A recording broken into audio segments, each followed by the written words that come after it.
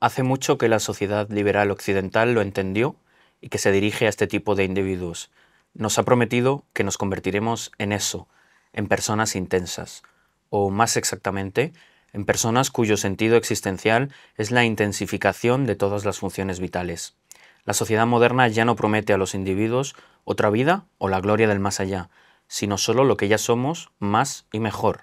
Pues bien, lo que se nos ofrece como mejor es un desarrollo de nuestros cuerpos, una intensificación de nuestros placeres, nuestros amores, nuestras emociones, cada vez más respuestas a nuestras necesidades, un mejor conocimiento de nosotros mismos y del mundo, progreso, crecimiento, aceleración, más libertad. Encarnamos desde hace algunos siglos un cierto tipo de humanidad, hombres formados más para la búsqueda de la intensificación que para la trascendencia, como lo estaban los hombres en otras épocas y culturas. Esto es un párrafo del libro de Tristán García, el filósofo francés, La vida intensa, una obsesión moderna. Hoy estamos aquí, es el 5º capítulo de Los excesos, estamos con Julián Genison para hablar de experiencia. Julián es escritor, filósofo, recientemente ha publicado en la Caja Books Deshacer el ridículo, tratado sobre la risa, y también cineasta, director de la película Imhotep, guionista de la película mediometraje Mamántula. Buenas tardes, Julián. Hola. ¿Qué tal? Muy bien. No te voy a preguntar por el exceso, sino por algo que ya sobrepasa el exceso, porque el concepto que vamos a tratar hoy está ya más de suyo, ya viene el exceso cargado en él, en el concepto de experiencia. La primera pregunta entonces sería, ¿hay algún límite en la experiencia? Bueno, ya, qué pregunta. Me gustaría... Bueno, estaba pensando en una cosa de la que hablamos hace tiempo, del Museo de la Felicidad, ¿no? Y yo nunca he entrado, pero paso por delante muchísimo.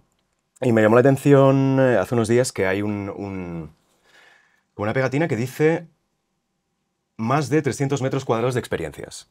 Y esta idea de medir la experiencia, ¿no?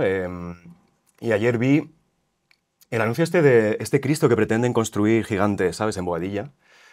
Y es un anuncio bastante loco en el que sale pues, gente como proyectándose en si algún día existe este Cristo, entraremos en él y tendremos la experiencia. Dice así el texto, o sea, el eslogan promocional dice una cosa que me gustó mucho: ven a experimentar su amor, el amor de Cristo, como nunca antes, de corazón a corazón, ¿no?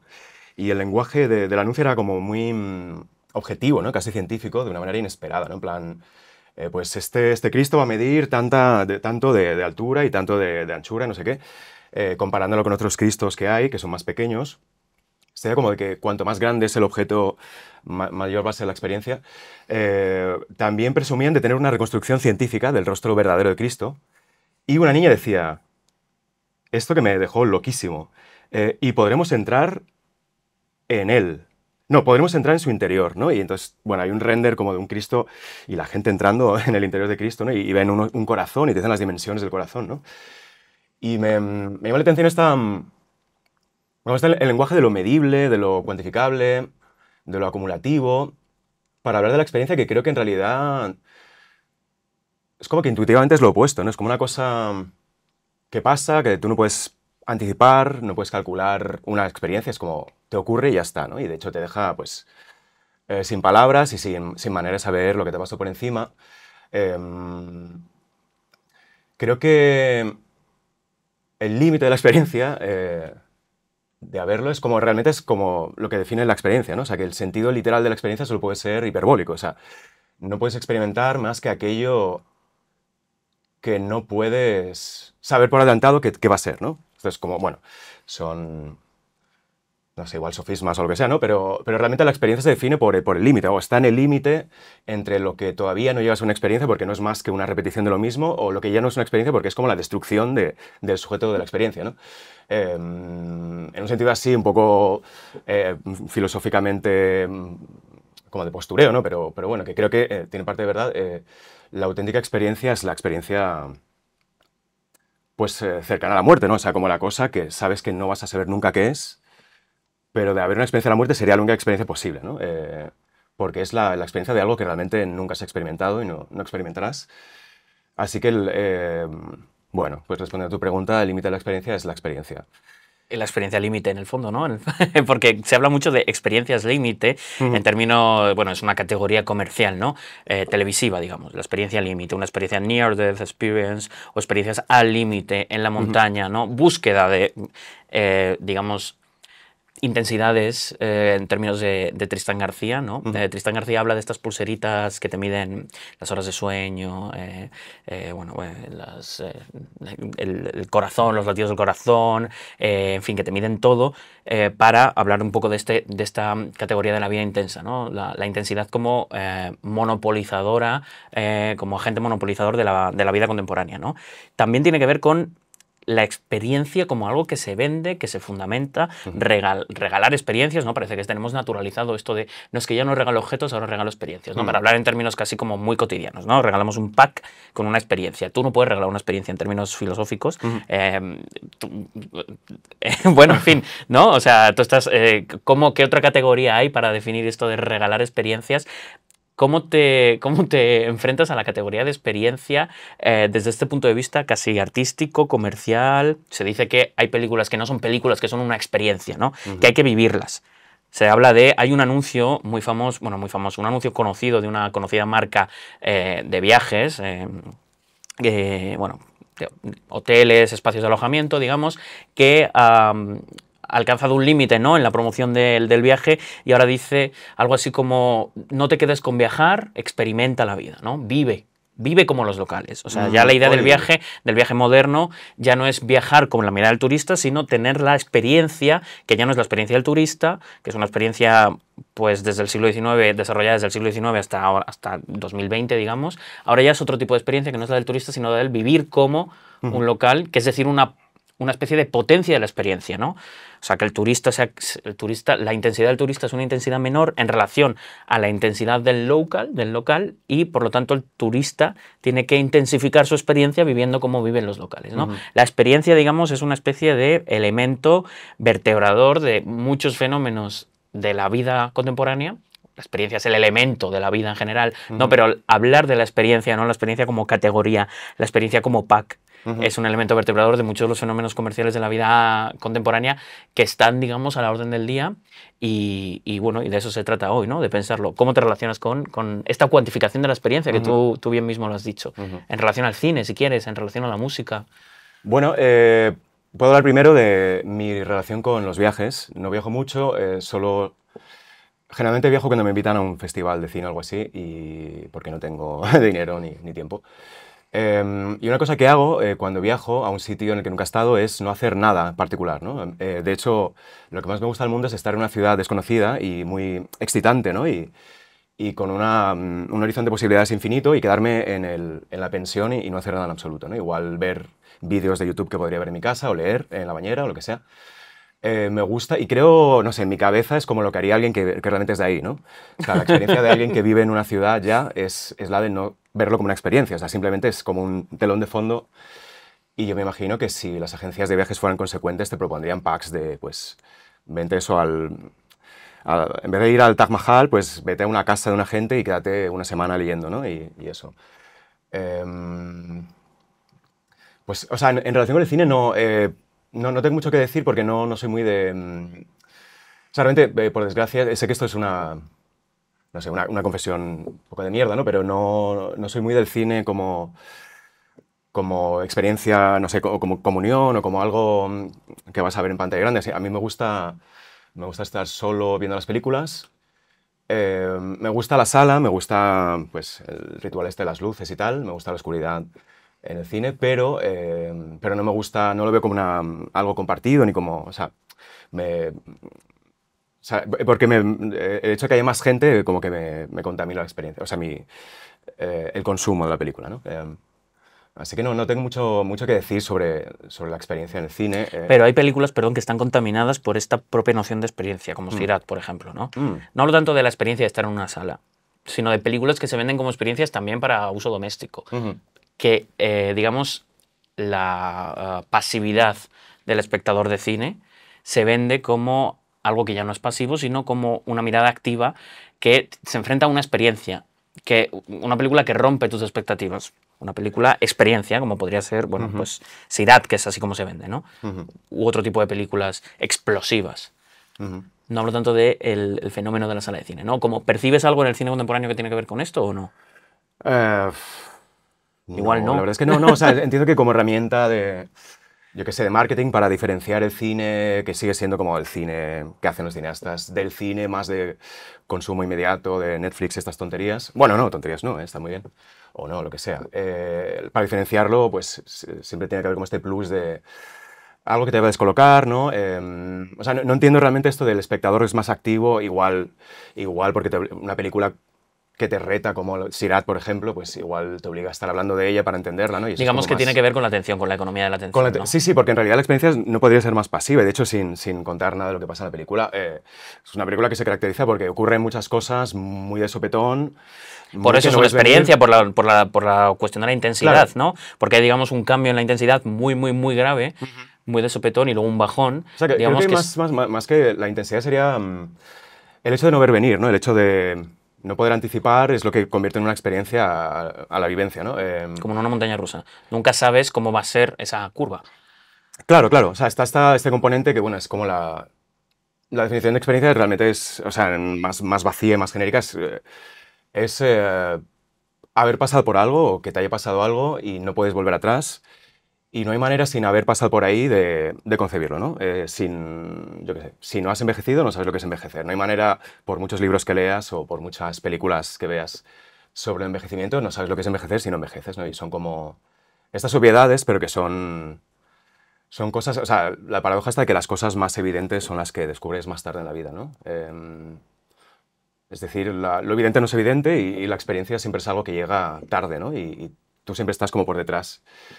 Y de alguna manera, hasta el último segundo de tu vida no has experimentado lo que es estar vivo, ¿no? Y yo me imagino que si de verdad... Bueno, creo que el fenómeno este de ver tu vida cuando estás muriéndote, creo que hay estudios de que más o menos podría pasar. Y a lo mejor por primera vez es cuando vives tu vida, ¿no? La primera vez no cuenta nunca, ¿no? La primera vez estás como demasiado pendiente de lo que está pasando o distraído, no sé. Entonces sí, o sea, no sé si... o sea, no sé cómo aplicar esto al cine. Creo que... no sé si me parece que esté bien que las películas te hagan eso como espectador, que te cojan de la mano y luego te traicionen. Creo que eso es lo contrario de lo que a mí me gusta, pero bueno. Lo importante es que la película funciona muy bien y, de hecho, estamos hablando de ella. Hemos hablado de ella bastante ya. No, desde luego. ¿Qué cabe en el propio gesto de definir algo como una experiencia? Y, bueno, ¿qué es lo que define una experiencia en estos términos de los que estamos hablando, ¿no? ¿Qué dirías tú que es lo que define la experiencia? No la experiencia como fundamento, digamos, de la agencia colectiva, como fundamento de nuestra vida, donde aparecen los fenómenos, digamos, sino a la experiencia desde este punto de vista de la intensidad, ¿no? Sí. ¿Qué es lo que marca que una experiencia sea una experiencia, con mayúsculas o entre comillas? Yo diría que lo principal es eso, no es algo que tú puedas buscar, tú puedes intentar suscitar ocasiones en las que te ocurren experiencias, pero la experiencia es la que te busca a ti, ¿no? No al revés. Entonces tú puedes regalar una experiencia, pero no sabes si la persona que la reciba va a experimentarla, ¿no? Puedes regalar, pues eso, una sesión de puenting y quién sabe si eso va a ser una experiencia. O sea, que digamos que es la no anticipación, ¿no? O sea, creo que la eso falta es muy de importante. expectativas. Y luego también... a ver, volviendo al ejemplo este del Cristo gigante, me gustaba esta idea de entrar en un cuerpo en busca de algo que es incorpóreo, ¿no? Y, o sea, tiene que ver con, bueno, cuestiones de la figuración y lo icónico, la encarnación incluso, que no, bueno, no viene al caso, ¿no? Pero esto de buscar generar efectos, en el caso del Cristo gigante, generar efectos espirituales a través de lo físico y de una hipérbole de lo físico, ¿no? El cuerpo más grande, el corazón más grande, del metal más resplandeciente, no sé qué. Y este anuncio me recordó una cosa... no sé decir ahora de dónde es, pero algo que decía Leibniz sobre... espero no estar diciendo tonterías, ¿no? Pero algo así como que si uno pudiera entrar en un organismo como se entra dentro de un molino, vería como piezas mecánicas que se van restregando unas con otras y empujándose y reaccionando, pero nunca vería el principio vital, ¿no? O sea, el espíritu, lo que sea, ¿no? El alma. lo que sea, no lo puedes ver simplemente juntando, ¿no? Acumulando materia, ¿no? Creo que por lo mismo, si tú buscas una experiencia de lo divino, pues a lo mejor estar en un entorno pues como tan delirantemente grande que enloqueces y la mente pues se abre a la experiencia de lo divino, quizá puede funcionar, pero realmente es una estrategia que parte como de una equivocación. O sea, nunca puedes sumando cosas, digamos, sumando eso, intensificando, no puedes, como decía el hombre este, ¿no? No puedes acceder a la trascendencia solo sumando, ¿no? O sea, es como un cambio de plano.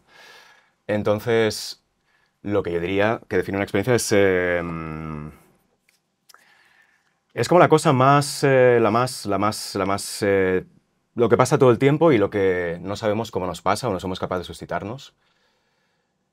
Y de hecho, o sea, creo que cuando se habla de la experiencia en el sentido más, digamos, ordinario, ¿no? De tener experiencia, ¿no? Alguien que tiene experiencia porque ha vivido, no se dice necesariamente porque esa persona haya buscado tener experiencia. Simplemente es algo que pasa porque sí, ¿no? Es inevitable tener experiencia, pero uno no lo ha ido buscando, ¿no? Es algo que le pasó por encima. Creo que eso es. ¿Y hasta qué punto el principio estoico de la búsqueda de la imperturbabilidad es algo que va a contracorriente, aunque el estoicismo está muy de moda desde otro punto de vista neoliberal, anarcocapitalista incluso, ¿no? En su recuperación contemporánea de ciertos principios del estoicismo, ¿no? Pero ¿en qué sentido la búsqueda de la imperturbabilidad es algo así como la anulación de la experiencia en mayúsculas? Claro, pero ¿Qué tendríamos que hacer, digamos, para anular esta experiencia en mayúsculas? bueno, es que también la imperturbabilidad, perdón, Es una experiencia como tal, la claro. experiencia, claro, y yo qué sé, realmente claro, que es, bueno, o sea, realmente es interesante lo de cuál es el límite de la experiencia, qué es lo que no se puede experimentar en ningún caso. Hay cosas que, yo qué sé, por mucho que te esfuerces por imaginarlas, nunca sabrás cómo es experimentarlas, ¿no? El ejemplo clásico de no puedes saber lo que se siente al ser un murciélago, no puedes saber lo que se siente al ser pobre si no eres pobre, ¿no? Hay una peli que me gusta mucho, de la que hablo sin parar, es Los viajes de Sullivan, de Preston Sturges, en la que un director de comedias frívolas decide hacer una película tipo Frank Capra, apelando a no sé, las masas de indigentes, es la época de la Gran Depresión, no sé qué, y contándoles su propia condición a ellos, ¿no? Hacer un cine más para el pueblo, sobre el pueblo. Pero lo que pasa es que el tío no tiene ninguna experiencia de lo que es ser pobre, ¿no? Entonces, de hecho, tiene una casa con mayordomos y tal, y decide disfrazarse de pobre. Y descubre que, o sea, se pone pues eso, andrajos, va caminando como si tuviera una cojera, habla peor, se deja la barba, y se da cuenta que no sabe lo que es ser pobre, simplemente se está haciendo el pobre, ¿no? Y hay un momento de la película en el que realmente se convierte en pobre. La policía cree que es un tipo que es un vagabundo de verdad que ha matado al director que realmente es. Y lo mandan a la cárcel de por vida, a hacer trabajos forzados. Y ahí es cuando descubre lo que es ser pobre. No tiene nada, literalmente no tiene ni la libertad, ¿no? Y esto es para decir que, bueno, hay como lo que jamás se podrá experimentar. La muerte es, por definición, es la mayor experiencia y a la vez es la menor experiencia, ¿no? Cosas que, por cuestiones empíricas de los límites del organismo, lo que sea, nunca sabremos, como qué se sienta al ser un murciélago. Y luego están como las cosas. O sea, creo que en un sentido radical no podemos experimentar en absoluto lo que es ser otra persona. Tú no puedes saber, yo qué sé, cómo se siente el resto de la humanidad, cómo se siente formar parte de un colectivo oprimido del que no formas parte. Pero eso ya tampoco impide, no sé, intentar imaginar, ¿no? Y a lo mejor el trabajo del arte bueno, si yo supiera algo de eso, es intentar poner a disposición de la gente lo que realmente es inaccesible, que es la experiencia de los demás y no sé, ser riguroso y honesto con la propia experiencia, no intentar inventarse cosas, sino intentar ponerla, eso, para que la gente te entienda, ¿no? Y no sé. Claro, eso me lleva a pensar bastantes cosas. Una tiene que ver con el primer episodio de este podcast, que es la literatura del yo, con Elizabeth Duval. Hasta qué punto la transmisión de la experiencia tiene que ser en primera persona. Hasta qué punto en la ficción y en el arte ahora mismo hay, digamos, más requerimientos a que si tú cuentas algo lo hayas vivido, sobre todo si es algo con una especie de enjundia política, ¿no? Tienes que vivirlo o tienes que haberlo vivido, si no hay una especie de juicio, prejuicio más bien, ¿no? Da igual lo que te hayas documentado, cómo lo hayas hecho. Yo sé que es problemático esto, que es, digamos, es una encrucijada moral, ¿no? Pero hay muchas veces que esa encrucijada moral se sortea y se trabaja muy bien, ¿no? Por eso estoy en contra de este prejuicio ya como esta anticipación, ¿no? Prejuiciosa. Hombre, muchas veces depende de la persona que lo esté haciendo, ya sabes que el resultado va a ser horrible, ¿no? Pero hasta qué punto, claro, el otro te puede transmitir la experiencia a ti, tú la puedes contar, que esto se ha hecho toda la vida con las biografías, con ghostwriters, se ha hecho toda la vida, otras personas que escriben la biografía de otros, normalmente políticos o personas del mundo de la tele, y que ahora empiezan a aparecer ya en los libros, en la biografía de Bárbara Rey, ya no solo aparece Bárbara Rey, creo, como autora, sino que aparecen pues, las personas que verdaderamente han escrito ese libro, ¿no? Que esto se lleva haciendo toda la vida, lo que pasa es que hay una cercanía de la persona que lo cuenta y una especie de legitimación del discurso del otro, de la otra, basada en que, bueno, en que esa persona está cerca de ti, ¿no? Pero hay una transmisión de la experiencia, digamos, hay una transmisión de la experiencia que la va desintensificando hasta llegar al texto, ¿no? Por otro lado, hay una especie de corriente identitaria también en el arte que tiene que ver con esta primera persona y con las experiencias en primera persona. Y por otro lado, la literatura como tal ha estado casi siempre relacionada con figuras narcisistas que necesitan vivir para contarlo, ¿no? Vivir ciertas experiencias, el malitismo, todo esto, para luego articular a partir de ahí unas historias. Esto quiere decir una cosa muy evidente, que es que la vida y la literatura están perfectamente contaminadas, ¿no? Pero el concepto de experiencia en el siglo XIX se empieza a desarrollar muchísimo más, pero no tiene nada que ver con lo que es ahora, que es una cuestión cuantificable, ¿no? Podemos saber, en términos prosaicos, y si hablamos de experiencia con mayúsculas, dónde empieza y dónde acaba la experiencia, ¿no? En qué momento empieza y en qué momento acaba la experiencia, la semana como la no experiencia, salvo por fenómenos que no puedes anticipar, y el fin de semana como la experiencia, ¿no? de la vida. ¿Hasta qué punto es problemática esta calendarización de nuestra propia experiencia en minúsculas, ¿no? Bueno, hay un montón de temas aquí, pero bueno, has empezado hablando de este museo, ¿no? De 3.000, lo que sea, metros cuadrados de experiencia. Hay una proliferación absoluta de elementos de museos, digamos que hay una metamorfosis del museo, no del museo público institucional, también algunos que sí, pero bueno, de ciertos museos privados que están naciendo ahí en las ciudades, sobre todo ciudades en las que no hay, digamos, un museo público al que la gente pueda ir para ver el Guernica o cualquier otro cuadro, la Gioconda, ¿no? Cuadros mundialmente conocidos, ¿no? Que pagan la entrada para eso. Entonces, como hay, digamos, una pérdida del valor de la visión, de la contemplación artística, que es el valor intrínseco, digamos, a los museos, no solo el valor intrínseco, pero bueno, fundamental a la hora de venderlo al turismo, hay una especie de proliferación de museos que tienen que ver con el tocar, con el beber, con el gustar, con la vista, pero desde otro punto de vista, por ser redundante, es decir, con lo ilusorio, ¿no? No vas a ver como ves normalmente, vas a ver de otra forma, con habitaciones, con las luces, bueno, con una especie de contaminación del entorno, contaminación a nivel sensitivo del entorno, que hace que como tu sensitividad en ese momento, bueno, no sé si existe esta palabra, ¿no? Tu sensibilidad en ese momento se ve imbuida y contaminada por una serie de agentes externos, ya puedes hablar de experiencia. Digamos que la experiencia con mayúsculas tiene que ver con, bueno, con la contaminación de la sensibilidad o con una especie de sinestesia loca, que no es una sinestesia no buscada, que es lo que ocurre con la sinestesia baudeleriana, o buscada, pero desde un punto de vista lúdico, sino con una sinestesia dirigida, loca, y si no cabes en esa sinestesia loca, pues adiós muy buenas, ¿no? Pero esto es una experiencia con mayúsculas. Bueno, ¿cómo te relacionas con todo esto? Has dicho muchas cosas muy interesantes. A ver, sobre todo los puntos que has dicho, el tema de la autoficción...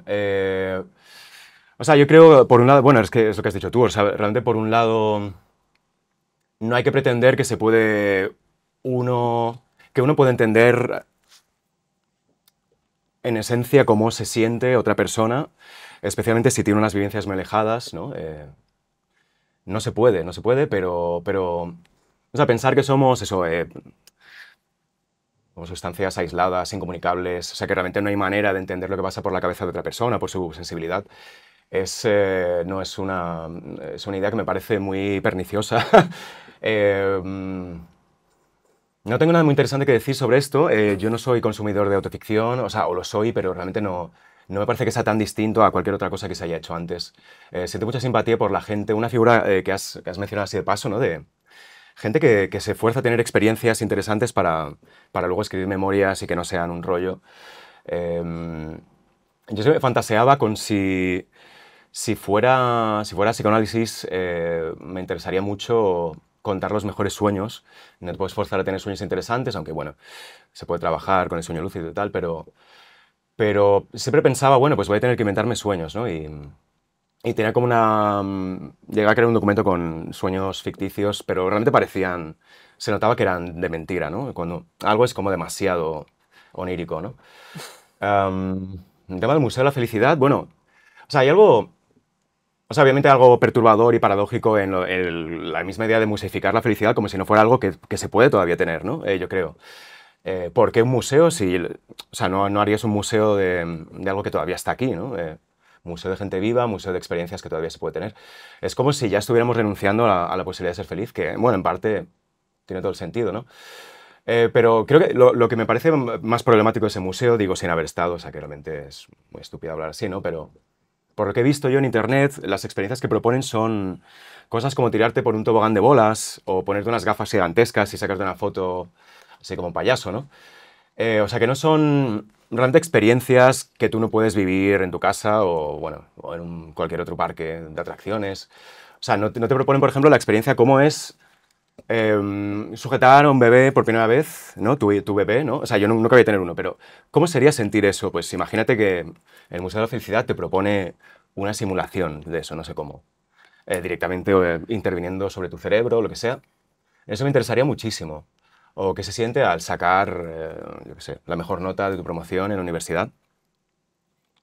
Cosas que nunca sabremos. Y el Museo de la Felicidad precisamente se vende como un negocio de experiencias y multiplicación de experiencias y lo que proponen no parece que sean precisamente experiencias, son casi más como pequeñas humillaciones, quizá como una especie de, no sé, de violentar a la gente, como una especie de risoterapia un poco así más física, ¿no? Que te obliga a perder el sentido del ridículo y eso te hace sentirte pues alegre durante unos momentos, ¿no? No entiendo bien el concepto de ese sitio y debería ir. Y, bueno, no sé, creo que, no sé, debo decir que me leí este libro, pero no me acuerdo de nada en absoluto. Creo que la obsesión con la intensidad, no sé, pero la obsesión con la experiencia, con las cosas que solo puedes saber si las has hecho, es algo que creo que es universal y, bueno, atemporal. O sea, se puede ver joder, el pecado original es en qué consiste, sino en lo que dice la serpiente al humano es, si pruebas de esta fruta, seréis como dioses, es decir, sabréis lo que hay, ¿no? Es el árbol del conocimiento del bien y del mal. Es decir, la gente cae bueno, la gente peca porque quiere saber qué se siente al hacer algo que si no haces nunca vas a saber cómo es, ¿no? Y muchas veces hacemos las cosas por una especie de FOMO de, bueno, no me interesa especialmente el puenting, pero si nunca hago puenting nunca sabré cómo se siente uno al hacer puenting, ¿no? Y a veces puede haber en esta búsqueda de experiencias una especie de intento como de completar todo el abanico de la experiencia humana, haciendo cosas extremas o cosas insólitas, cosas que te sacan, ¿no? De la zona de confort, lo que sea, que en realidad no consisten en experiencias, porque realmente estás forzando algo y lo que sería constitutivo de una experiencia es precisamente lo que uno no puede buscar, es algo que le pasa a uno. Pero bueno, tampoco, yo qué sé, o sea, yo soy así también, o sea, no hay que moralizar ni criticar nada, todo está bien. Claro, de eso, a eso iba a ir, pero antes de hablar del moralismo, que es algo que me interesa mucho y que es un poco bueno, una cosa que está flotando por todo el podcast, ¿no? Porque la retórica del exceso tiende a ser moralista, ¿no? Ujú. Y aquí se evita, digamos, se intenta evitar el moralismo, a veces se cae en él, por supuesto. Te quería preguntar si, bueno, si quieres, podías hacer, por reducir al absurdo un poco también todo lo que estamos hablando, ¿no? Un top de experiencias, de repente, ¿no? Un top de experiencias vividas. Ah, Si alguien te preguntara eso, bueno, te lo estoy preguntando yo ahora mismo, ¿qué responderías? Porque es una pregunta ahora que está, digamos, un poco a la orden del día. bueno, puedo decir, Una experiencia en el sentido pack de experiencias, regalo estúpido, cosa que haces únicamente para poder contarla. Una vez hice esto de tirarme en paracaídas. Y de hecho, y me grabaron en DVD. Y ese DVD se lo regalé a un amigo. O sea, fue una experiencia. O sea, no fue ¿Te una gustó? experiencia. O sea, vi la curvatura de la Tierra, ¿no? Que es algo que dices, ah, sí, esto es interesante. Y luego estuve muy mareado, o sea, fatal, fatal, ¿eh? Estuve todo el día con ganas de vomitar. Pero bueno, lo hice. Y no, o sea, no me parece... O sea, me parece retrospectivamente una tontería. No saqué nada de ahí, pero bueno, ya está, lo Bueno, hice. una experiencia que te O sea, llevaste. todos caemos... Hubo una especie de bullying, ¿no? Un grupo de amigos que decía, vamos a hacer esto, no quieres ser el único que no lo va a hacer, ¿no? Y yo, bueno, no me interesa, pero tampoco quiero dejar de saber cómo es hacer esto, ¿no? Eh, y experiencias de verdad, déjame pensar. O sea, experiencias que realmente me hayan cambiado o algo así. No, experiencias. A nivel sensitivo, a nivel de intensidad. O sea, recuerdo, bueno, en realidad es un contraejemplo, pero estuve... La primera vez que estuve en Roma, es una ciudad a la que tenía por alguna razón muchas ganas. Y pensaba que llegaría ahí, tenía 20 años, ¿no? Algo así. Y pensaba que llegaría y que habría como, no sé, estas ciudades que tienen, se supone que tienen como una consistencia especial y como que llegas y sientes algo que no sientes en ninguna otra parte, ¿no? Se supone que la gente que va a París también por primera vez siente algo así. Pero recuerdo, o sea, como una cosa muy humillante y muy patética, ¿no? Y yo iba con una libretita por la calle, intentaba entender, o sea, recuerdo escribir literalmente esto, estoy en busca de la esencia de Roma, ¿no? Qué asco, ¿no? Qué asco. Y nada, no, en ningún momento sentí nada específico, o sea, creo que una cosa que siempre me ha interesado mucho y no sé si lo vivo como una, no sé, como una condena, como que creo que no tengo acceso a las experiencias o estoy como incapacitado para sentir o por timidez o lo que sea, no he vivido tanto como podría haber vivido. Pero como que siempre me ha pasado esto de, joder, sé que debería estar sintiendo algo aquí o debería sentirme arrebatado y me siento exactamente igual y como que... ¿Ves? Estaba haciendo como lo de los que entraban en el Cristo. Estaba como pateando mucho, ¿no? Y pensaba que igual agotándome llegaría a un estado así como de debilidad mental y como me empaparía de la experiencia de Roma, ¿no? Y como todos los siglos me caerían de golpe encima y me arrollarían y sentiría, esto es estar en Roma, ¿no? Y nada. O sea que, bueno. No, o sea, no he tenido una vida muy rica en experiencias, no soy muy viajero, no soy muy aventurero, no soy muy lanzado, soy más bien Pero introvertido. puede haber experiencias prosaicas. Sí, sí, sí, sí. O sea, así es cuando... o sea, Un sabor, un picante. sí, sí, sí, sí. Pero tampoco... Ya, creo que tengo una especie de... no sé, de alergia o de poca capacidad de asimilación de las experiencias. O sea, de las experiencias en el sentido este de algo que te marca, algo que recuerdas para siempre o algo que te traumatiza. O sea, creo que tiendo a estar en un estado bastante estable e impenetrable. Pero igual es mentira, ¿eh? Igual es que no se me ocurre ningún ejemplo ahora. No cuantificas tu experiencia, no la mides en términos de intensidad, que eso creo que está muy bien. No, bueno, Es- estoy un poco en contra de las puntuaciones. Como bien sabes, Sí, nunca pongo menos de 5 estrellas en Letterboxd. O sea, cuando algo me gusta plenamente. O sea, me gusta, es una cosa binaria, ¿no? ¿y qué opinas de las puntuaciones de las experiencias en Google Maps, por ejemplo? Ya, qué Es loco. un terreno muy provechoso. Digamos, te Sí, recomiendo, bueno, le recomiendo a cualquiera que, bueno, busque, yo qué sé, cualquier nimiedad en Google Maps, no ujú, solo los bares y los locales, que es, digamos, que es de lo que te fías, ¿no? Los locales de fiesta, haber sabido ahí violencia LGTBI-fóbica o ujú. machista, y buscas las reseñas de Google Maps, pero no, cualquier cosa, una parada de autobús, también tiene reseñas de Google Maps, en fin, una esquina, buscadlo. O sea, no ahora mismo, pero te recomiendo porque eso es una cuantificación de la experiencia Ujú. y, digamos, una legitimación de la experiencia de uno mismo que escribe eso bastante fuerte porque se legitima tu propia experiencia al hacerla Es pública. muy fuerte. Y es un mecanismo de O legitimación de la sea, experiencia en mayúsculas que, bueno, que es un fenómeno me contemporáneo. pregunto, o sea, cuando surgió esto, nadie nos explicó cómo funcionaba, o sea, cuál era el baremo. O sea, te dicen, vale, ahora tienes esta herramienta que consiste en que puedes poner una nota numérica a esta experiencia, pero nadie nos ha explicado, o sea, yo no recuerdo ese día en el que te explican cómo haces para, o sea, como, no sé, cuál es, o sea, con qué parte de qué órgano estás tanteando qué otra parte para saber con certidumbre cuánto, o sea, cómo medir esa experiencia. No sé por dónde empezar ni a... O sea, no concibo. Entiendo que es una especie de atajo, ¿no? Si algo ha sido una mierda experiencia, pues 0 estrellas, tiene sentido. Si algo ha sido como ni bien ni mal, 5 estrellas de 10, yo qué sé. Intuitivamente tiene sentido, pero a la vez no tiene ningún sentido, ¿no? Y con qué facilidad hemos aceptado... O sea, que yo no estoy en contra de la modernidad y no quiero volver atrás, ni mucho. Al revés, quiero y proyectarme en el futuro más lejano, pero esto sí que no es muy disparatado o sea, me sorprende la facilidad con la que hemos asimilado esto, ¿no? O sea, no sé, alguien debería explicarnos cómo funciona, ¿no? Y volviendo a la primera pregunta, ¿crees que esta cuantificación constante de la experiencia, en cierto sentido, no la piensa a sí misma, no la piensa como ilimitada? La experiencia con mayúsculas, todo el rato estamos hablando de la experiencia con mayúsculas, se piensa como ilimitada, ¿no? Pero en el fondo tiene un límite, volvemos a la primera pregunta, ¿no? ¿Dónde va a llegar esta cuantificación de la experiencia y además esta producción continua de experiencias, ¿no? ¿En qué momento va a parar Hombre, esta rueda? Todo indica que y parará. si lo que viene después solo puede ser una vuelta a la narcotización de la experiencia. Ah, tiene toda O a la pinta de experiencia como continuidad. Tiene toda la pinta de que tendemos colectivamente vamos a vivir la gran experiencia en la que todos fantaseamos y tememos, que es la experiencia del fin del mundo, ¿no? No hay como bueno, está pasando siempre, ¿no? Pero ahora que parece que el fin del mundo es una cosa tangible, ¿no? Una cosa así medible también, ¿no? Una cosa que se puede hasta programar, ¿no?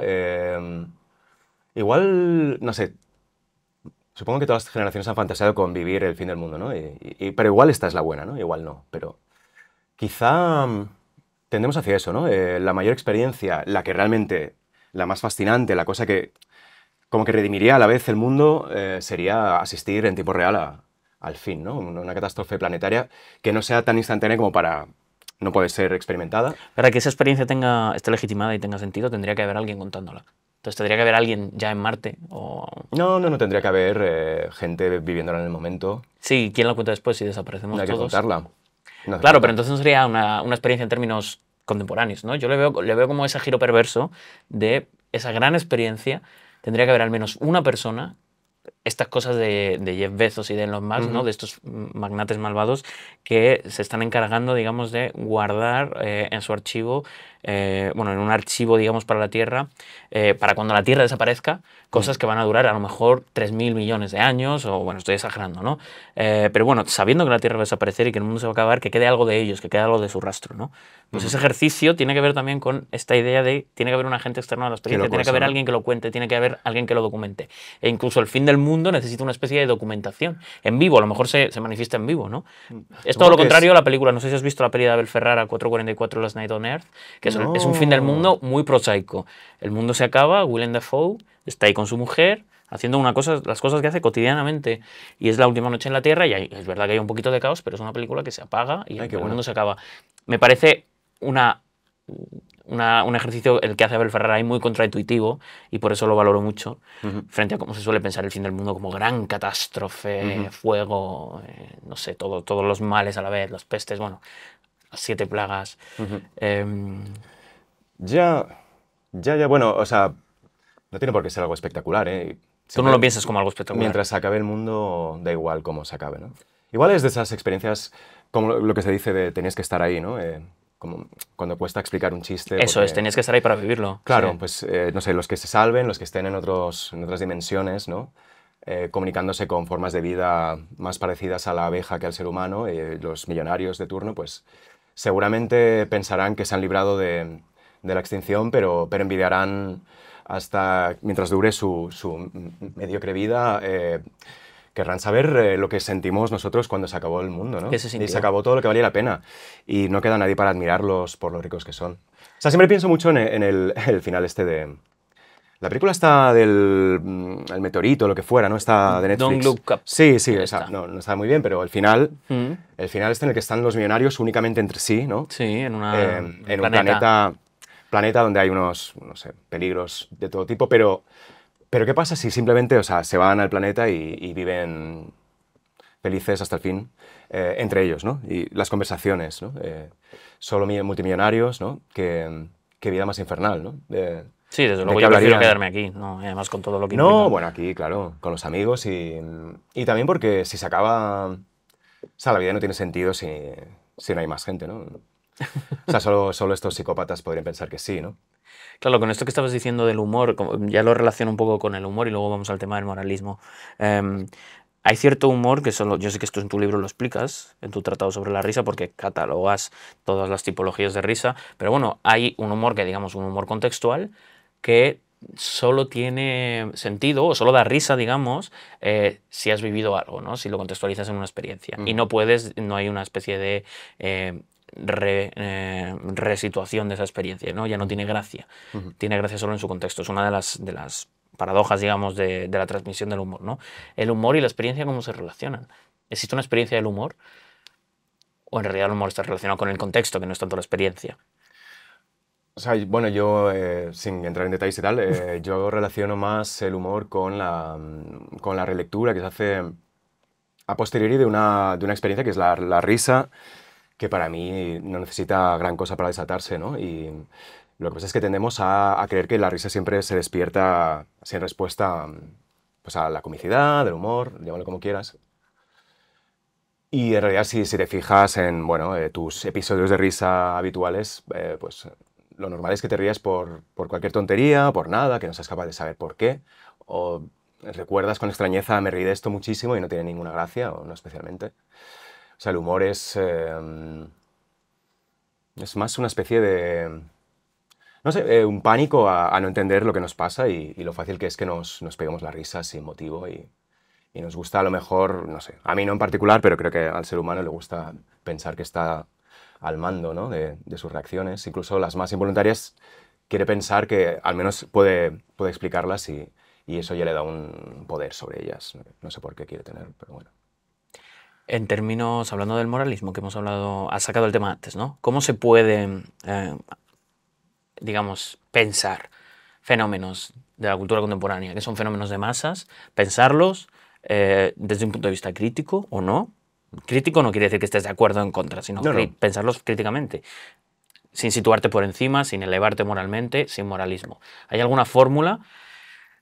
Uno de los principios de esto de los excesos es que la retórica del exceso puede ser moralista, pero también puede no serlo y puede ser bueno, un agradable espacio para pensar Ujú, lo que nos pasa, ¿no? En términos culturales y no solo. Con este caso, con el caso de la experiencia es muy difícil no caer en el moralismo, ujú, porque estás censurando, digamos, las experiencias de los otros. ujú. Claro, eso me lleva a pensar también si la experiencia, al fin y al cabo, esta experiencia con mayúsculos es una cuestión colectiva, anclada en lo individual, pero una cuestión colectiva que solo tiene sentido de forma colectiva. Ujú. ¿Cómo te relacionas tú con esto, con el moralismo? Que sé que es algo que te preocupa, porque también está en tu libro, cuando citas a Sarah Ahmed, hablas de la promesa de la felicidad, de Ujú, la Killjoy Feminist, la feminista guafiestas. ujú. Ya, qué tema. Esto realmente es una pregunta para ti, ¿no? Es perfecta para ti. Pues, a ver, sí, o sea, creo que es difícil pensar críticamente o acríticamente sin considerarse fuera de lo que se está pensando, es que casi por definición, ¿no? Pero también sabes que la gente, bueno, los borregos que van a ver estas cosas que tú criticas despiadadamente, también se creen, también se viven como desde fuera de su vida, ¿no? O sea, también ellos creen que están... Nadie cree que forme parte del rebaño, nadie se considera a sí mismo gente, todo el mundo se considera excluido de las estadísticas, o sea, todo se puede medir de los demás y todo se puede objetivar, pero uno mismo se siente como único, irrepetible, tal. No necesariamente mejor ni peor, pero simplemente singular, ¿no? Y todos nos sentimos así. Bueno, supongo que lo que tiene de unas cosas que no hemos dicho de la experiencia, pero vamos, casi lo más característico es el hecho de que es algo intransferible, ¿no? Está... Realmente, una experiencia sería aquello que uno no puede hacer por otro. En cierto sentido, pero todo es así, ¿no? O sea, la vida... Hay cosas que puedes hacer por los demás, puedo hacer la compra por ti, pero en realidad yo no puedo hacer por ti lo que tú haces. O sea, mientras yo hago la compra por ti, tú estás en tu casa sin hacer nada, pero yo no podría no hacer nada por ti. O sea, este ejemplo famoso, ¿no? de Heidegger, ¿no? La muerte como aquello que es lo más propio y no puedes morir por nadie, no sé qué, y en realidad no hay nada que puedas hacer por nadie. Decía Judith Butler, no es solo que no puedas morir por alguien, no puedes ni siquiera ir al baño por esa persona, ¿no? O sea, tú puedes ir al... En fin, yo te puedo obligar a ir al servicio, pero no lo estarías haciendo por mí, yo seguiría teniendo que ir al servicio. La experiencia tiene esta cosa de que es lo más común y a la vez lo más privado, se hace a la vista y no es nada misterioso y todos vivimos las mismas experiencias más o menos. Todos tenemos unas vidas bastante parecidas y sin embargo son cosas incompatibles.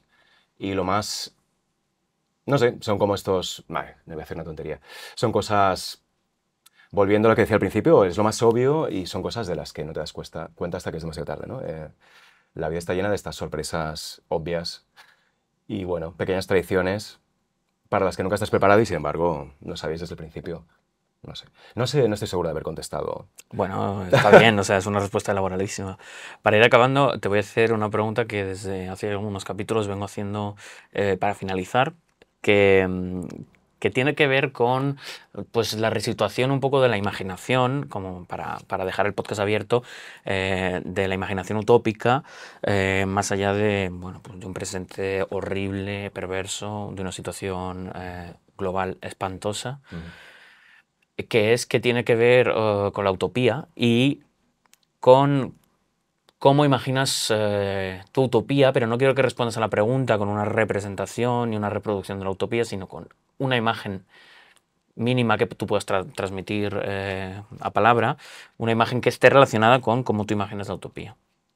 Puede ser un color, o puede ser un sabor, o puede ser una experiencia, o puede ser un sonido, o, bueno, o una imagen elaborada que puedes describir. O puede ser nada, puede ser negro también, el vacío. No. Ah, ya. ¿Cuánto tiempo tengo? Bueno, todo el que quiera. No, veo que quiero. Bueno, o sea, realmente una de las cosas que más me angustia, soy muy fácil de angustiar, pero es cómo afecta el cambio climático a mi ave favorita, que es el vencejo. Me gusta mucho cuando aparecen los primeros cantos de vencejos en primavera. Cada vez antes y luego se terminan cada vez antes. Y... o sea, no quiero vivir en un mundo en el que se deje de oír eso. Y haría lo que fuera, o sea, en plan, hasta matar a gente con tal de evitar que se extinga el canto del vencejo, que no sé por qué, me gusta mucho. No sé, eso es. Hacer lo que sea por salvar ese sonido. O sea, no es una utopía, es simplemente Bueno, algo que me gusta. muchísimas gracias, Julián.